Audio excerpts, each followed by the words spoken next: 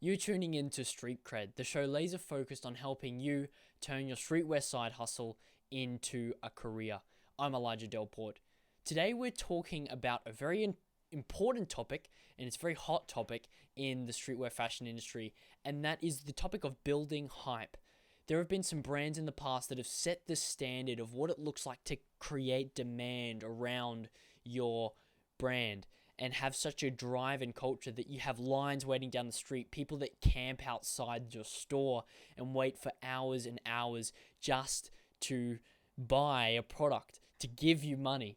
It's amazing, really. And so it's since moments like these that have been so defining, there have been many brands since that have tried to recreate those moments. And so today I want to share with you a little bit of my insight about how to create hype around your brand and how to sell out. Now, a few things that I should mention before I get started and share with you these strategies. First of all, before I tell you or share with you why I believe I have authority to speak on this topic, I would first like to tell you that the strategies that I'm going to share with you today are not fluffy. They're not simply just, you should post a sneak peek leading up to your drop, or they're going to be very specific and practical.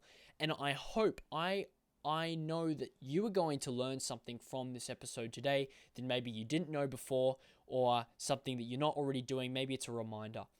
Okay. So without further ado, let's get into it. So why listen to Elijah? Why listen to me on the topic of how to build hype around your brand? Well, the truth is, in my coaching program, I've worked with a number of brands, anywhere from startups to more established brands, including brands like Culture Kings and Champion, to help them sell out their clothing drops. Now, more recently, I've worked with a brand who was selling 200 units, and I was able to help them do their quickest sell out to date of just less than 90 minutes. They sold 200 units. And that's not a super large brand either. I wouldn't call them super established. I wouldn't call them exactly a startup, but they're probably closer to startup phase than I think. They had less than 5,000 followers at the time. So all I'm suggesting is that I have some experience in helping other brands sell out their clothing drops, and I want to share with you how you can do the same. Now, this is all going back to how to build hype in your brand.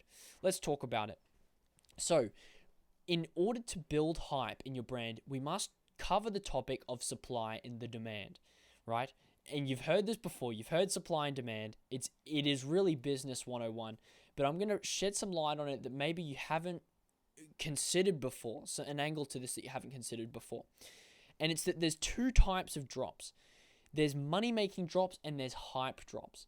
Now, money-making drops are ones where you don't leave any cash on the table.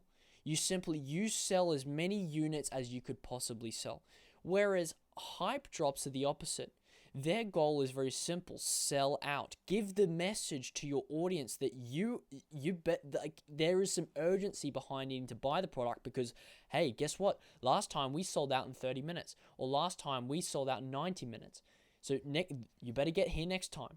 Now, it's very important that you do these hype drops so that you can create this reputation around your brand that, well, there is urgency needed in coming to the store page, because the fact is sometimes people need urgency in order to make the step. They might be sitting on the fence and they might decide, well, am I going to buy or not? You add the urgency and all of a sudden you have all of these buyers that wouldn't otherwise that are now buying. That is the importance of urgency, and that is why we do hype drops. Now, again, I mentioned it briefly before. Hype drops means you leave money on the table. Let's talk about it a little bit more and go a bit deeper into the supply and the demand. Let me use this example. Let's say that you have 100 willing buyers, right? They have the money in the hand. Let's just say it's $50 for a t-shirt, and they are ready to buy. They are so willing. Okay. Now, let's say you have 100 units. This is a case that you sell exactly the amount of units that there are willing buyers, right? You have 100 willing buyers and you sell 100 units. Very simple. You don't leave any money on the table, and so it's maximum profitability. The thing is with that, because everyone is fulfilled and satisfied and everyone's desire is fulfilled, the next time you drop, there is no urgency. Because everyone knows, of course, we're going to get a garment. And so here's the danger with taking all the money on the table, with cashing out every time as much as you could. The problem is with it is that you start building this reputation that there's always going to be more available, so that you take out the urgency, you have more fence sitters, and you might be, next time you might go to drop something, and those that moved off the fence before when the urgency was a factor, now will not. And so now instead of 100 buyers, you have 90. And so each drop, you reduce the number of buyers. Now, let's go back to this example. You have 100 willing buyers. They've got the $50 in hand and they're ready to trade it for a garment. Now, let's say you only have 99 units. Again, 100 willing buyers and 99 units to sell. That means there's one person that's going to miss out. Now, although it's only one person, what you've now added is an element of urgency. Mind you, it's small. It's not that much urgency because it's just one person. But you understand what I'm suggesting. It's that, yes, you are leaving money on the table. Yes, that's $50 that you could have had. However, what you're doing is you're creating a reputation of demand. And this is where we start getting into hype drops. Let's take this to a further extreme. Let's say you have 100 willing buyers and you only have 50 units. That means half of the willing buyers aren't going to get a garment. That's 1 in every 2 people will not be able to place an order. What have you done now? You have on a larger scale, you've now created a reputation inside the minds, especially of those who didn't get their garment. You've created this concept, this idea of urgency, and that's a feeling that's placed inside of them. And this is a hype drop. And yes, do you leave money on the table? Absolutely. You're making theoretically half the revenue you could. But why is it worth doing this? Well, it's because if you keep doing hype drops like this, let's just say you have 100, you have 100 willing buyers, and then you have 200 willing buyers, and then you have 400 willing buyers, and then you have 1,000 willing buyers as you grow your audience. But every time you just sell 50 units, that's it. You could sell way more, and everyone knows you could sell more and sell out, but you just sell 50 units. Everyone starts to pick up that this is a brand that is not just about money, but they are about reputation. There is a sense of urgency. There's a deeper identity and meaning to this garment now because, well, there is scarcity involved. And so what happens is drop after drop, this hype model, it builds up like pressure, like gas in a canister. So you can imagine as you increase the number of willing buyers, but you don't increase the units, you're building up pressure, more and more people, until you build that reputation, and then you hit the big red button. You release and it explodes, and that is when you increase the number of units. This is how you can increase your revenue in a really sustainable way without having to lose that hype reputation. And it's essentially, instead of increasing your units per drop gradually, you increase it in steps. So again, you think about it like this. You do 5 drops of 50 units, and then you do another 5 drops of 100 units, and then you do another 5 drops of 200, and then you do another 5 drops of 1,000. Like, you see what I mean, right? You are increasing exponentially and in steps. You are jumping up each time. It's not gradual. The line isn't linear. And this is how you can create hype around your brand. And this is exactly what brands like Supreme have done. That is, like, they could sell so many more garments than they do. But there's a reason why they don't. It's because people talk about it. People talk about it when there's scarcity around it. Like, imagine if, especially in the early days, if they were an early adopter of online shopping, they would have absolutely been off the charts, Supreme. But no, they sold in-store. You had to be in New York City to buy a flipping crowbar or a brick that had the word Supreme on it. This is the power of hype. This is the power of creating demand around your brand, because then you have some cultural drive behind what you're doing, and that your garments take on more meaning than just a commodity that anyone can buy. It becomes something really special. Now, the next question is, how do you go about, I mean, it's the hype model is all good and well. Oh, look, before I get into the next part, look, I should mention this. I'm a bit all over the place, excuse me. But I should mention this. The whole idea with the hype model is that the larger the discrepancy between the supply and the demand, the more hype you build. That's the whole reason why it works. And so what does that mean? The larger the discrepancy, so you have more supply and, sorry, other way around. You have more demand and less supply. That is where you build hype. And the larger the difference, the bigger the difference between those two things is, the more hype you have. Now, if you get it mixed around, if you get it mixed up, you're in trouble. Because what do you have there? You have more supply than you do demand. That is what happens when there's these brands that they are spending their first dollars on their first drops or their first few drops, and their full boxes are left in their garage and they don't have anyone to sell it to. Right? It's because the supply is larger than the demand. And really, it's just it's a clothing drop that's not well thought out. Like, this goes even beyond hype. This just goes, selling a drop full stop. It's just not losing money, right?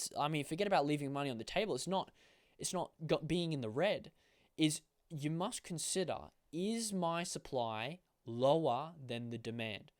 And so it does take some self-control to be able to decide to actually reduce the supply lower than the demand. Because again, the larger the discrepancy between the supply and the demand, the more hype you build. Okay, good. I think we've covered that pretty well. In 12 minutes, we're doing well. The next part of this is, how do you actually go about building the demand? Because it's all good talking about creating hype if you got demand and you just reduce the supply. But how do you go about building the demand? Well, I like to think about it like this. Let's say look, the thing is that demand is not, it's hard to define, and you need to use proxies to measure it. And what that means is that you need to you cannot, it's not just, demand is not something that you can look up on your Instagram statistics and go, okay, this is the demand, it's 3, right? It's like, well, no, that doesn't happen. That doesn't make any sense. So you need to use a proxy metric, a metric that is correlated and represents demand, to be able to quantify it. And so for a metric like demand, you might want to use a proxy like willing buyers, like I did before. How do you measure that? That's another question. Or you can use conversion rate. That's a good one, I think, because that's one you can say that, okay, I have 100 followers and 3 of them, or maybe a bit more than that, maybe 5 of them are willing buyers or have bought, and so therefore my conversion rate is about 5%, give or take. Okay? And so that is a good proxy for demand. So going along with that, all things being equal, you double your audience on social media, you double your conversion rate, you double your demand. Using that as a proxy for demand. Again, remember that. And I'm making the assumption here that you don't have a brick and mortar store, that 100% of your customers come from social media. With that assumption in mind, you double your audience, you double your demand. And so this is now about growing an audience. Before your next drop, this is the task in between drops. And I think it's a real shame when clothing brands really forget the fact that, well, they are a clothing brand. And there's 2 elements to a clothing brand. There's clothing, which is the product, and then there's the brand. And the brand is what you build an audience around. And I see all too many brands, all too many businesses, fashion businesses, that call themselves clothing brands that only focus on the product, and they have too little time to even think about making content. The question I always ask them is, I know you're spending a lot of time on this product and it's great. Who are you going to sell it to? But seriously, who are you going to sell? If you're not working on your social media in between drops every single day, or after drops, or before your drops, who are you selling it to? What customers are going to buy this drop of yours? So there's my case for spending time on it. A great way to increase your audience, especially around drops, since we are talking about building hype, for your clothing drop is incorporating storytelling elements into your campaigns. Why would you incorporate storytelling elements? Because, I mean, you're a fashion brand. You're selling garments. What does that have to do with stories? Here's the reason why. Humans connect with stories. We resonate with stories. We can identify with them. And that means we share them. Okay? We cannot connect and resonate and identify with physical objects the same way we can with stories. That's just the truth. I don't identify with fabric. However, I do identify with Kathy in the fact that she's a single mum raising 2 kids and she loves to play sport. I can resonate with her even if I'm not even a single mum myself. So you're picking up what I'm putting down. So what you need to do is you need to identify your brand message and turn it into a story and use that as the content, incorporate that content as leading up to the campaign. Now, coming back to what I said before about the fact that people share stories. Stories are shareable. This is really important because word of mouth marketing is the best we got. It really is. It's basically the equivalent of employing all these people that are going to be walking billboards, vomiting your name on everyone they run into, or their friends or their family. Maybe they'll repost it to their story or send it in the DMs. This is all forms of word of mouth marketing that happen when we tell stories that resonate, that identify. And so you take your brand message and turn it into a story. Now, I'll use an example from the brand I referred to earlier, the one that was selling 200 units in less than 90 minutes. They built an amazing hype brand in limited quantity release, and we journeyed together in leading up to that record-breaking drop for them. And one of the things we did is we incorporated their message into their drop, into their campaign content. And so their brand was all about mental health. They were a mental health brand. And so we were creating content about self-love, about the signs of anxiety, about personal ways that the brand owner was dealing and has their own positive mental and physical health practices, and how all the healths are connected. And this was all the things we're doing. We're creating educational, entertaining, and inspirational content about mental health. And at its core, they were all doing one thing, and it was storytelling. And so this is what we did. And on top of that, in the garments themselves, the campaign had a message that was somehow linked to the brand, as you probably will too. And it was something to do with mental health as well. And so it was a matter of sharing a concept, something like self-love, and then sharing how that's connected to the garment and the drop. This is the ways that you can incorporate storytelling into your marketing campaigns for your clothing drops. And people, of course, they shared it, they commented, they resonated with it, and they shared it in their DMs, they shared it on their stories, and they loved what was coming from the brand page, all because of the storytelling, especially around something that resonates with individuals. And so this is how you build this is how you can build your audience surrounding your clothing brand to then go about creating the demand and then keeping the supply much lower than the number of keeping the supply much lower than the number of willing buyers that you have, and thus creating an amazing hype brand that builds a reputation as one that really there is a true scarcity to what you do. I like to look at the content of Adam Mosseri. I think that's how you pronounce his name. He's the head of Instagram, and he posts some really great stuff. I mean, it helps if you're using the app to know who creates it and who's monitoring it. And one of the things he's mentioned recently is answering the question, what is the best metric to look at on Instagram? And here is what he says. He says the best metric on Instagram to track is shares. Shares. It's the number of shares. It's word of mouth marketing, essentially.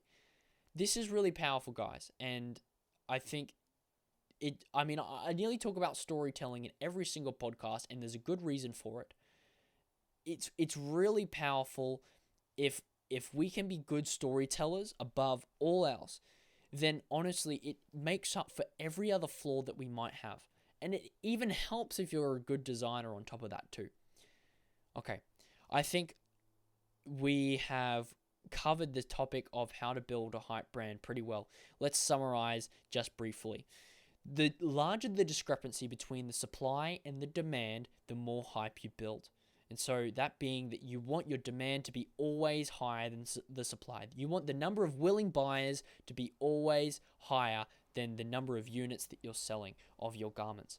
Does that mean you're leaving money on the table? Yes, it does. Is that okay? Yes, it is, because it's only in the short term. Because over time, what you're building is pressure in a gas canister until you release.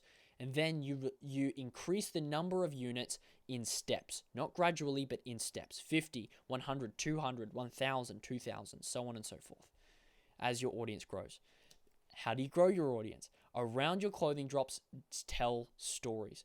People share stories. People resonate. People identify with stories. It is a true form. It's an evergreen method of marketing. It'll forever be true as long as we are humans. And last time I checked, I'm still a human. It's deeply ingrained into our human nature. And so it works. It just does. Okay. Thanks very much for listening to the Street Cred podcast. This episode was sponsored by myself.